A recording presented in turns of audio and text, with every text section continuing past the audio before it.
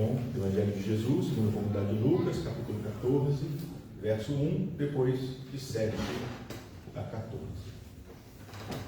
Oremos. Assim, Senhor, nos aproximamos aqui da Escritura Sagrada com o desejo de encontrar nelas a palavra de Deus, que é a pessoa de Jesus. Abra, Senhor, então, a nossa capacidade de compreensão. Ilumina, Senhor, a leitura desse texto. Ilumina, Senhor, a nossa reflexão na manhã de hoje.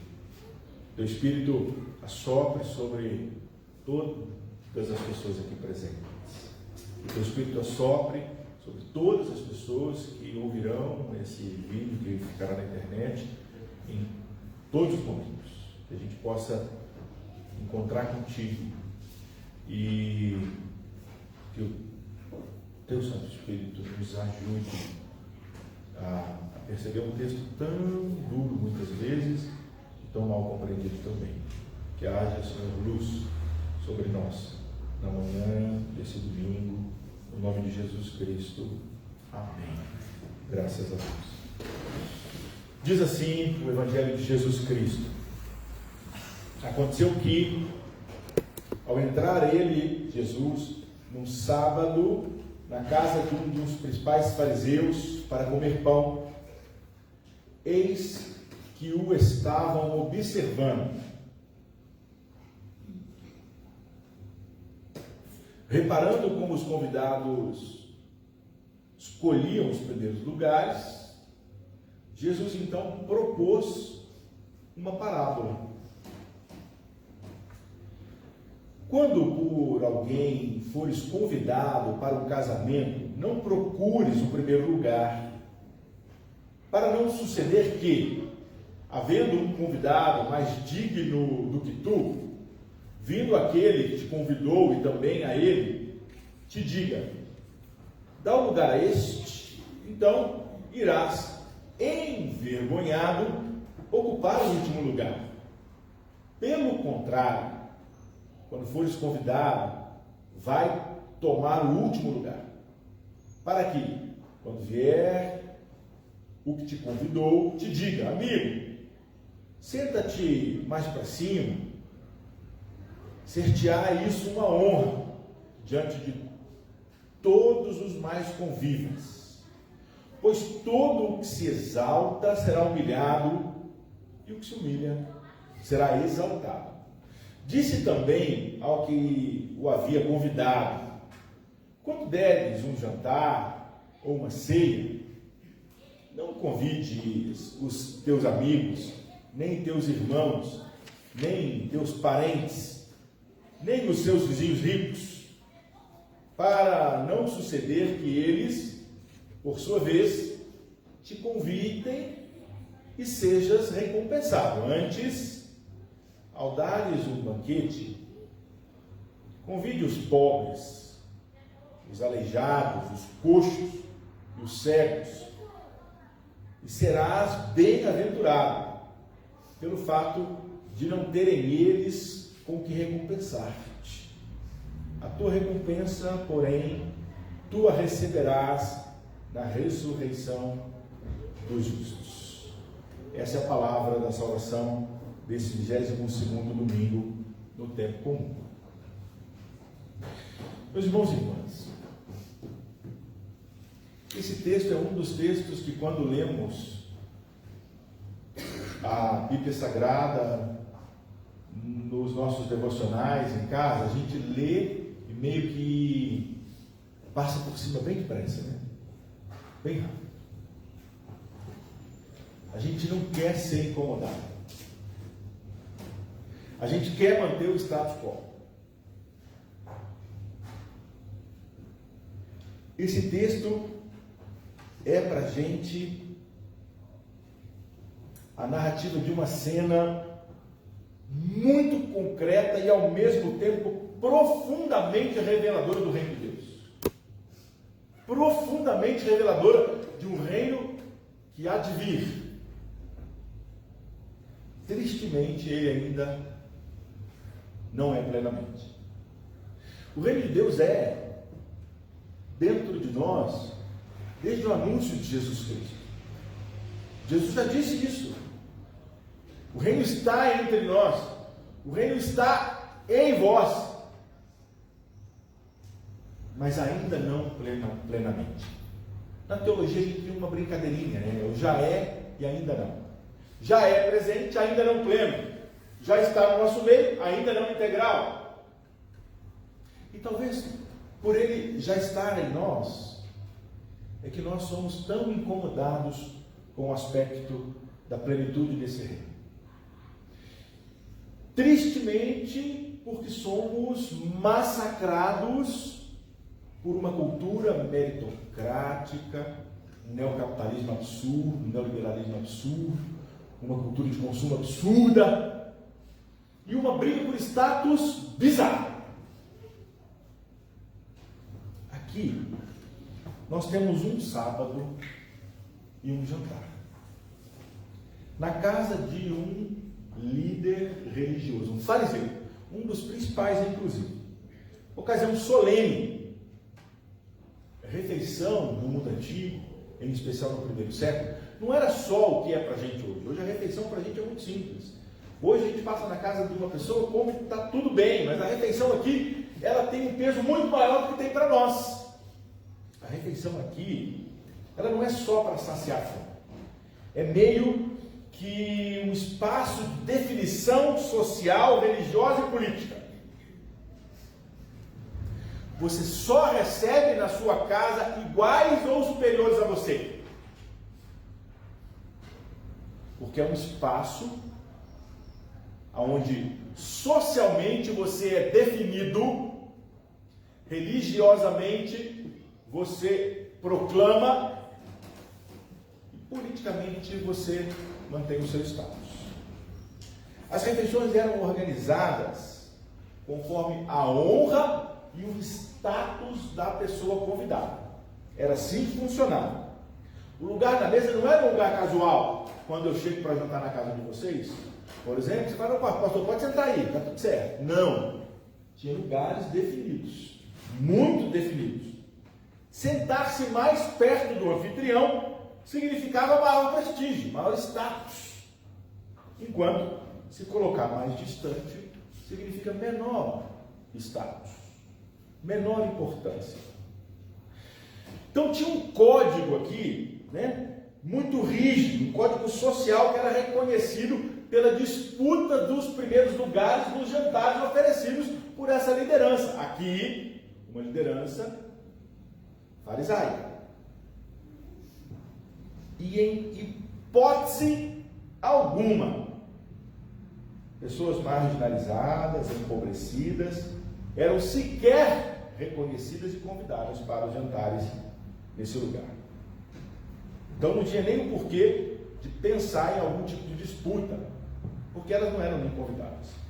De repente, a leitura do Evangelho de Jesus mostra para a gente Jesus observando um jantar na casa do fariseu e propondo uma parábola, um conto.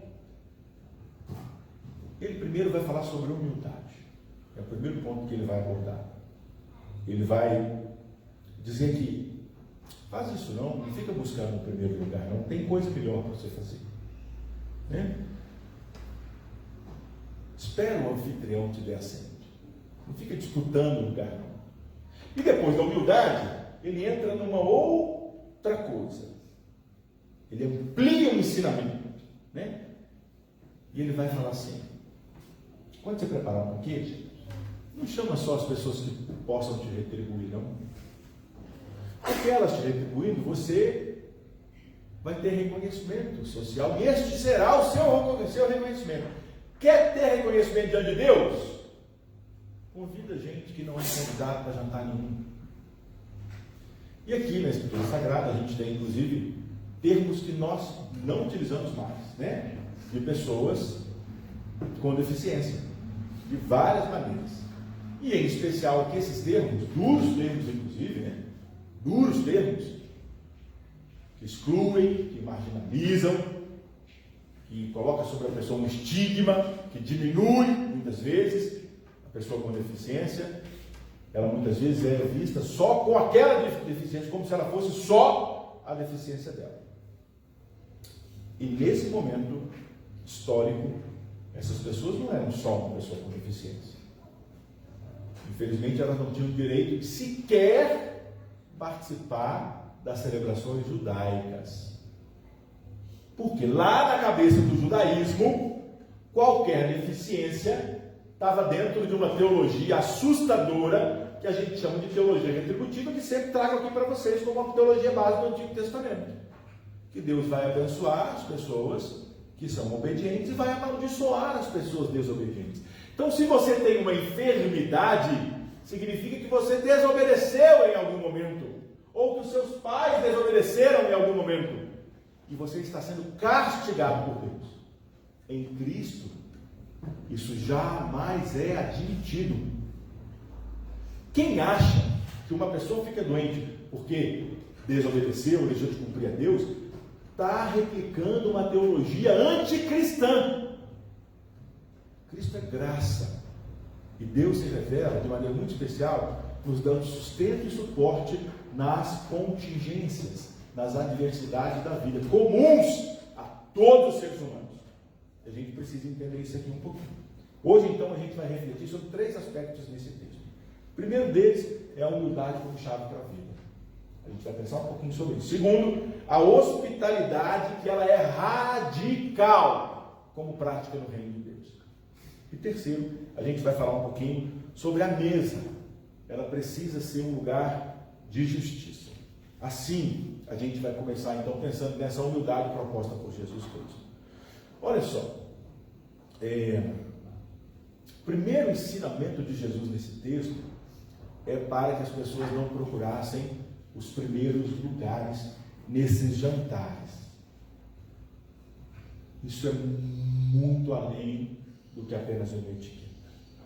Lá na cultura greco-romana, em especial, a honra era um bem muito precioso. As pessoas matavam por honra. Matavam por honra. A vida era uma disputa de reconhecimento o tempo inteiro. Em todos os lugares. Todo mundo disputava os primeiros lugares o tempo inteiro. Buscar um lugar mais alto à mesa era, portanto, uma afirmação de quem você era. Uma afirmação do seu status. Quando Jesus diz assim, não faça isso, Jesus, ele não está apenas aconselhando para uma prudência da pessoa não ser constrangida. Não é isso. Não é isso. Jesus está questionando uma lógica desumana baseada na competição por honra. É esse o confronto de Jesus. E uma lógica muito comum nos nossos dias, né? Vamos combinar? Muito comum nas nossas academias, vamos combinar? Muito comum nos nossos lugares de trabalho. Muito comum. Muito comum, tristemente muito comum. Tem 2 filósofos que eu gosto muito, um inglês e um americano. O Alfred North Whitehead, que é inglês, eu não sei falar inglês, né, gente? E um americano que é o Charles Hertzhorst, todos no finalzinho do século XX e início do século XXI, todos 2. Esses camaradas falam, eles têm uma identificação muito interessante sobre a maneira de Deus trabalhar. E eu vou agora trazer o pensamento desses 2 caras aqui para a gente, para pelo menos iluminar um pouco aquilo que Jesus falou. O que eles vão dizer aqui? Eles vão dizer que a vida é constante movimento. O termo que eles usam, muito comum na filosofia e por outros filósofos também, é um termo chamado de devir. É um ir e vir constante, é um movimento constante. Vida é movimento o tempo todo. Aquilo que está estático, parado, está morto, não tem vida. Tudo que é vida se movimenta na cabeça desses camaradas, tá bom? E aqui, olha que interessante. Para eles, tudo se relaciona com o sagrado, com Deus. Toda a vida se relaciona com Deus. E Deus age não impondo nada a ninguém na cabeça desses 2 filósofos. Deus age persuadindo, convidando, chamando, educadamente. Cada ser a uma realização mais plena, mais bela, mais justa, melhor. A gente pode ser melhor, a gente pode construir mais beleza, a gente pode construir uma vida mais digna. E todo esse movimento reflete Deus na vida. Eles dizem então que nesse contexto, a humildade não é autonegação. Nesse contexto, a humildade é muito mais do que isso. É permitir que a graça de Deus nos situe na vida no lugar certo, em harmonia com outras pessoas e com tudo que é criado. Então, ser humilde, para esses dois filósofos aqui, é se abrir para relações com todas as pessoas e com toda a criação. Não é só uma briga de status. Ele aumenta, ele amplia a consciência de humildade. Olha que interessante a nossa tradição reformada, né? Que ela vai dizer que a glória pertence a Deus e não ao ser humano. A gente fala isso o tempo todo, né? A gente canta isso o tempo todo, mas mesmo assim a gente quer ser glorificado e reconhecido a todo momento. Tem essa briga aí. Calvino vai dizer que o orgulho é uma das maiores tentações do ser humano, minha irmã e meu irmão. Ele inclusive usa que a única coisa que Deus resiste é a um sujeito soberbo. Se Deus faz alguma força de resistência, é a pessoa autossuficiente que fala que conhece Deus. Lembra lá da parábola que Jesus conta das duas orações? Uma oração de um religioso e uma oração de um sujeito que bate a mão no peito e fala assim: tem misericórdia de mim, que sou pecador. E o outro está lá: Senhor, eu dou o dízimo do coentro, eu faço isso, eu faço aquilo. Um fariseu de costas largas, reconhecido por todo mundo. Jesus vai dizer que Deus ouviu a oração desse que põe a cabeça perto do chão e fala: Deus, tenha misericórdia de mim. Essa oração vai ser ouvida de acordo com Jesus Cristo. Então, quando a gente vai olhar a humildade, ela é uma prática de reconhecer que a gente depende dessa graça de Deus, que é dono de todo o reconhecimento, toda a glória. E a gente só é continuidade dele. O reconhecimento é dele, a glória é dele, né? E que a gente é criatura, filhos e filhas. E a gente não tem vida isolada. Eu termino aqui esse primeiro ponto contando uma historinha para vocês que eu já contei há muito tempo. Lembra de uma história de um missionário norte-americano que se colocou num lugar de ir para as tribos africanas evangelizar, como se as tribos africanas não tivessem valor em si próprias. Eles foram para lá para impor o cristianismo. E num trabalho com crianças, ele então vai, olha o ensinamento desse missionário cristão americano. Ele pega um pote daquelas guloseimas todas que tem lá nos Estados Unidos, bota no pé de uma árvore, dá 50 passos adiante, marca um risco e bota 15 crianças enfileiradas. E diz para os meninos assim: na vida a gente tem que aprender a produzir. E a gente tem que aprender a correr atrás daquilo que é importante para nós. Eu vou aqui dar uma batida de palma, na hora que eu bater a palma, vocês vão correr, e o menino que chegar primeiro lá naquele pote de doce, vai ganhar o pote de doce todo para ele. Os meninos olharam para o outro, olharam para o outro, olharam para o outro, e ele, pá! Os menininhos deram as mãos uns aos outros, e foram todas as crianças juntas ao pé da árvore desfrutar do pote de doce. Todas as crianças. E aí o missionário fala: não é assim a brincadeira, o que vocês estão fazendo? Aí o menininho cita uma palavrinha em dialeto africano muito conhecida entre nós, tem filosofias de vida com essa palavrinha chamada Ubuntu, tio. Eu estou falando de Ubuntu. O que isso significa? Significa que se eu comer um doce e o meu irmão não comer um doce, eu vou ficar triste, porque ele dá sem doce. Para todo mundo ficar feliz, todo mundo tem que ter doce. É mais ou menos isso que que a gente aprende por aqui. Hospitalidade agora, radical, depois da humildade. A hospitalidade é uma prática do reino de Deus. A gente vê isso desde as histórias do Antigo Testamento. Leis de hospitalidade, que as famílias eram obrigadas a receber as pessoas nas casas, para que as pessoas não ficassem à mercê de salteadores, as lutas da vida. As pessoas precisavam do cuidado da hospitalidade. Jesus, então, vem provocar mais sobre a hospitalidade. Ele diz assim: quando deres um banquete, não convide teus amigos, teus irmãos, teus parentes, nem vizinhos e ricos. Antes, convide as pessoas empobrecidas, marginalizadas, excluídas. O texto diz: aleijados, cegos e coxos, termos fortíssimos para nós, na nossa cultura hoje.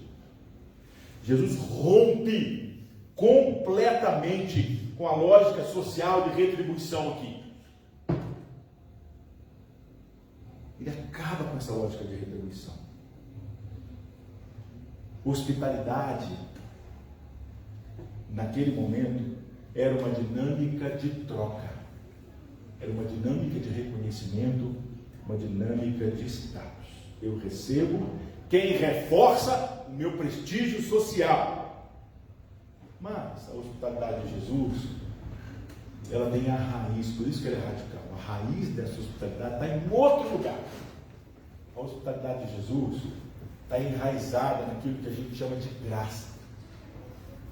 A graça é a raiz dessa hospitalidade. Por isso que é uma hospitalidade radical.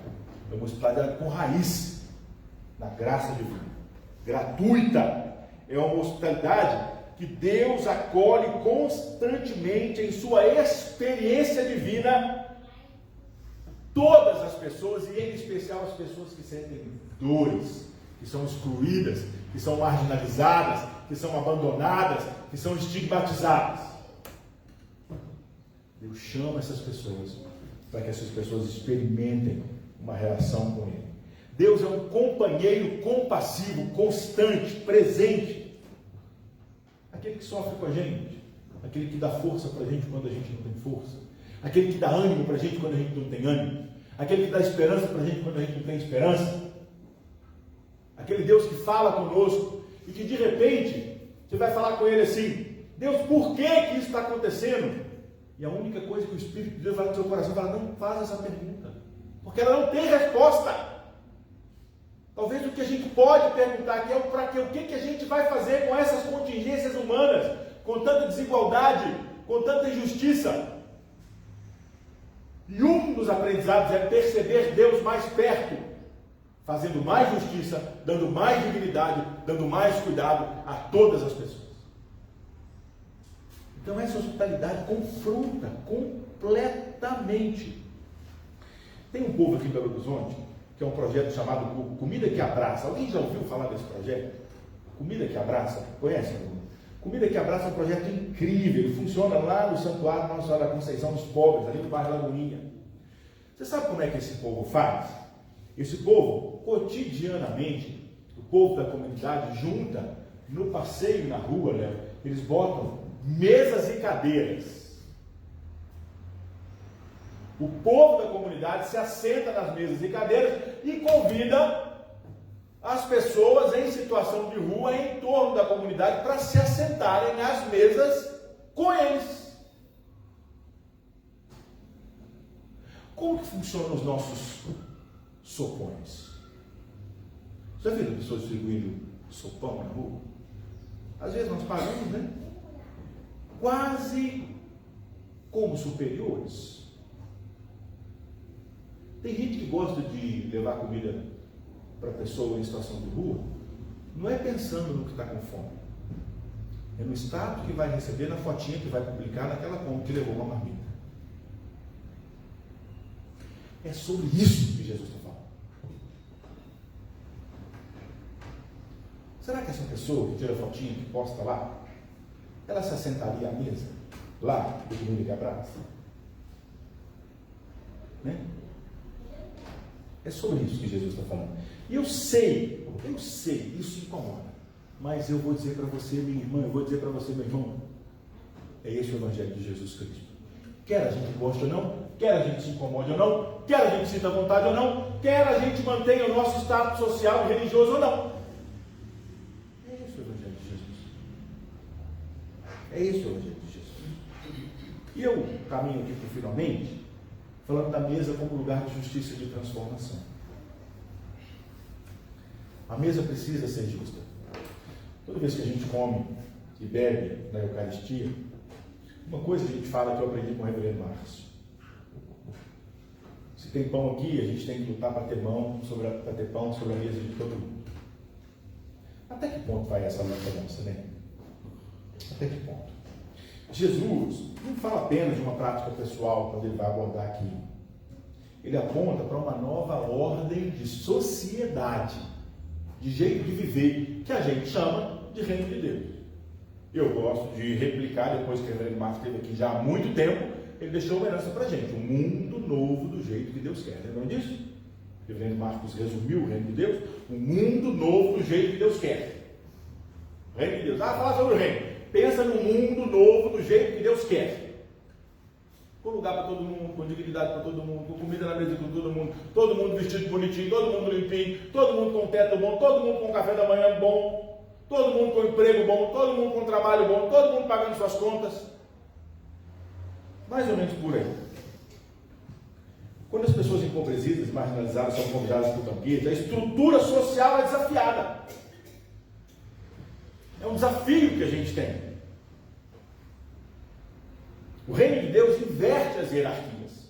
O reino de Deus subverte os privilégios. Cria um novo jeito de viver. Uma nova sociedade.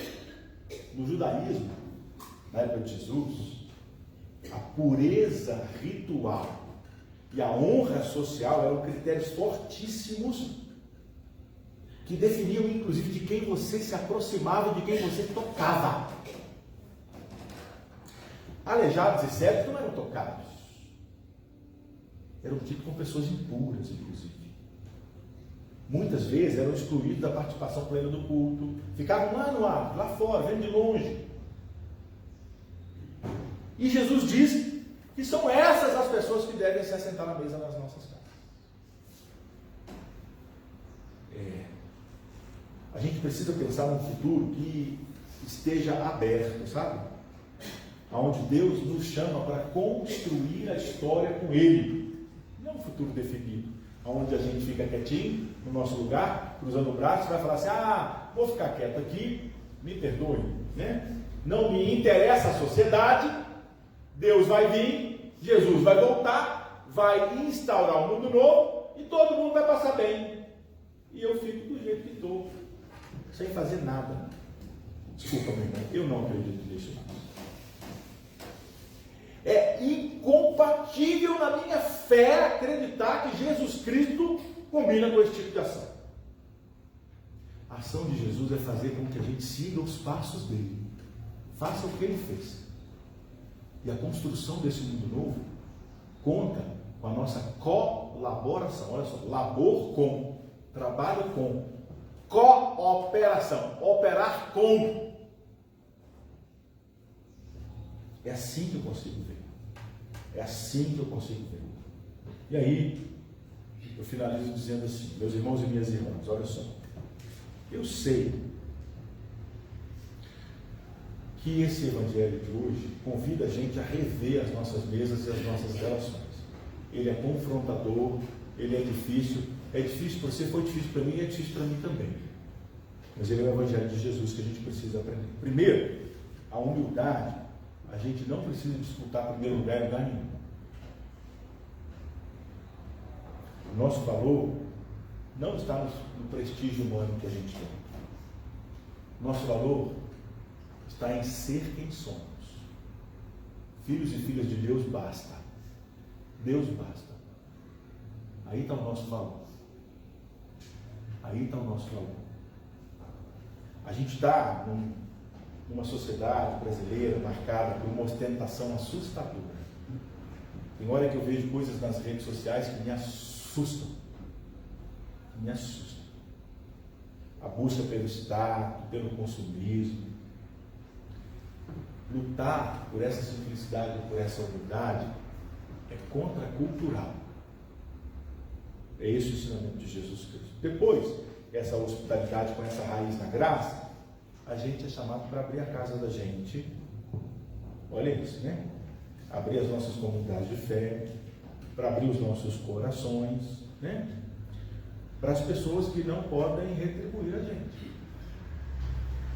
E é engraçado porque também é uma contracultura, né?